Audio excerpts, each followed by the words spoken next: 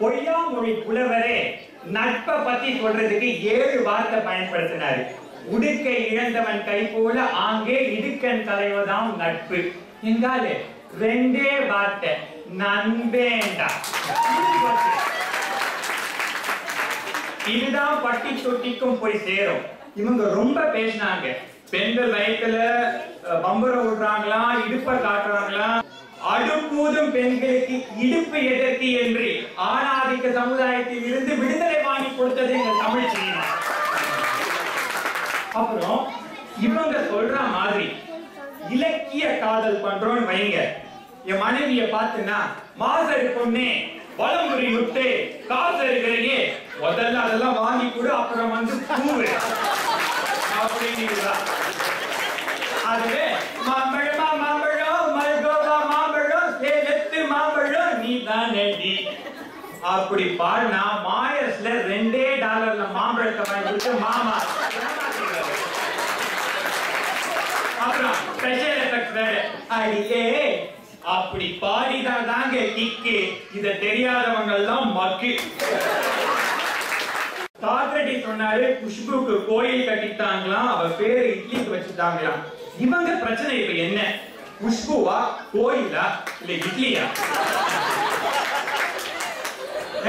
ஒரு தியாகிக்கு கோயில் கட்டுறதும் அவங்க பேரை எதுக்காவது வைக்கிறதும் ஒண்ணும் தப்பு கிடையாது.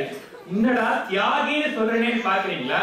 அவர்கள் ஆடையை தியாகம் செய்ததனால் அவர்களும் தியாகிகள்.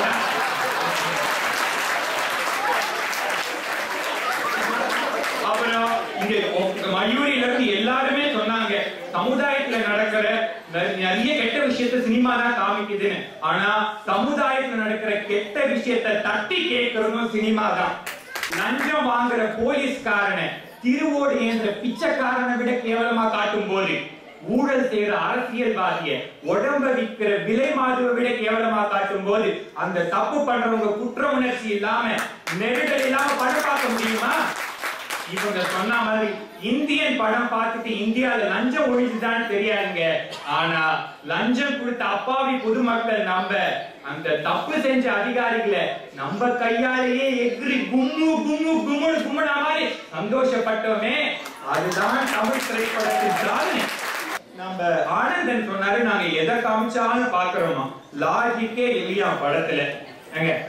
இப்ப நம்ம ஆனந்தன் நல்லா தூங்கிட்டு இருக்காரு, கனவு வருது கலர் கலரா, நயன்தாராவே வராங்க. நம்ம ரேஞ்சுக்கு நயன்தாரா கொஞ்சம் ஓவர், லாஜிக் இடிக்குது அப்படின்னு கனவை கலைச்சுவாரா? அது பார்த்து கண்ணா 2வது லட்டு திங்க ஆசையா அப்படின்னு கனவை கண்டினியூ பண்றாரு.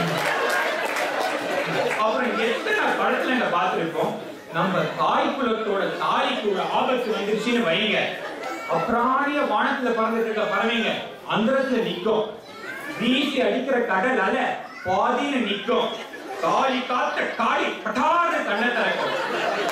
அங்க என்ட்ரி கொடுத்து நம்ம ஹீரோ அந்த காளியை காப்பாற்றினப்பறம் தான் பறவை பறக்கும், அலை வீசும், மரம் அசையும்.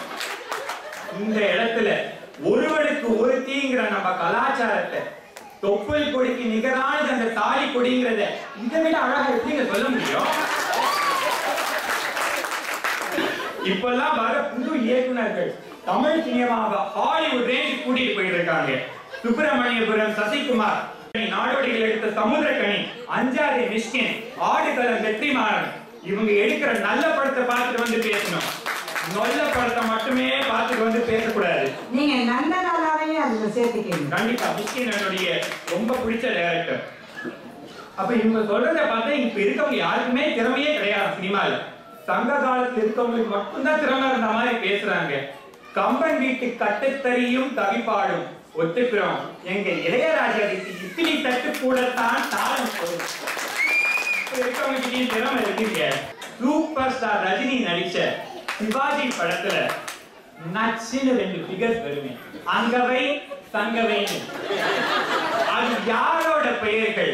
கொடையேழு வள்ளல்களில் ஒருவரான பாரியின் மகன்களின் பெயர்கள். இங்க நாங்க சங்க இலக்கியத்தை சொல்லி கொடுத்தோம்ல, இம்புட்டு பேசுறீங்களே, நம்ம ராஜகிரண் இல்லைன்னா எலும்பு கடிக்க தெரியுமால? ராமராஜன் இல்லைன்னா மஞ்சள் தொக்கா போட தெரியுமால, சரத்குமார் இல்லைன்னா இந்த இலை போட தெரியுமால, இம்பிட்டு எதுக்குவே நம்ம பாக்கியராஜ் இல்லைன்னா முருங்கா சமாச்சாரத்தை யோசிக்கணும்ல. எப்பவுமே சிரிச்சிட்டு இருக்கேன் ஆசை மனைவி ஒரு விஷயத்துக்கு தாங்க அழுவா. இந்த சினிமால வர சென்டிமெண்ட் சீன் பார்த்துட்டு தேம்பி தேம்பி அழுவா பாருங்க. அத பார்த்து நான் சந்தோஷப்படுவேன் பாருங்க. அதே மண்ணடி போட பாருங்க. ஆனா இத கொஞ்சம் ஆழ்ந்து யோசிச்சு பாப்போங்க. நம்ம குழந்தைகள் மீது வானத்தளவுக்கு அன்பு வச்சிருக்கோம். இதை விட அதிகமா யாரும் அன்பு காட்ட முடியாதுங்கிற ஆணவத்தில் இருக்கும் போது ஒரு அபியும் நானும் படம் பார்த்துட்டு, தெய்வ திருமகள் சந்தோஷ் சுப்பிரமணியம் பார்த்துட்டு நம்ம வச்சிருக்கிற அன்பெல்லாம் கடுகு மாதிரி வைக்கப்படுறோமே. அதே நேரத்துல இந்த படத்தை நம்ம அப்பா அம்மா பார்த்தா நம்மள பிரிஞ்சிருக்கோம்னு வருத்தப்படுவாங்களே. 10 காசு பிரயோஜனம் இல்லாத விஷயத்துக்கு சண்டை போட்டுட்டு 10 நாள் போன் பேசாம இருந்த நம்ம உடனே போன் எடுத்து பேசுறோமே. அங்க நிக்குதுங்க தமிழ் சினிமா. நீங்க ஏன் கெட்டதை மட்டும் பாக்குறீங்க? அறிஞர் அண்ணா சொன்ன மாதிரி நன்றி இது, தீது இது, நமது இது, பிறர் தந்தது இது, மரபு இது, மருள் இதுன்னு பிரிச்சு பாருங்க. கடைசியா நான் ஒரு விஷயத்த மட்டும் சொல்லிடுறேன். எவ்வளவு பேர் இங்க வானம் படம் பாத்தீங்கன்னு எனக்கு தெரியாது. அங்க கோயம்புத்தூர் கலவரத்துல ஒரு இந்து போலீஸ்காரன் பிரகாஷ் ராஜ் முஸ்லிம்ங்கிற ஒரே காரணத்துக்காக அடிப்பான். பக்கத்துல நின்றுட்டு இருந்தாங்க மனைவிய, பிரெக்னண்டான வைஃபை தள்ளிவிட்டு கருவை கலைச்சிடுவான். ஆனா அந்த போலீஸ்காரனுக்கு கிளைமேக்ஸ் சீன்ல ஒரு ஆபத்து வரும்போது பிரகாஷ் ராஜ் பழைய பகை, மதம், ஜாதி எதையும் பார்க்காம தன் உயிர பணைய வச்சு காப்பாற்றுவானே. பிறப்புக்கும் எல்லா உயிருக்கும் நிலைநிறுத்தும் போது நம்ம அறியாம கண் கலங்குதே. நமக்குள்ள எங்கேயோ ஒளிஞ்சுகிட்டு இருக்க மனித நேயம் வெட்டி பார்க்குதே. அதுதான் தமிழ் திரைப்படத்தின் வெற்றி. இதை வாழ்பவர்களுக்கு தான் தோல்வி. வாய்ப்புக்கு நன்றி.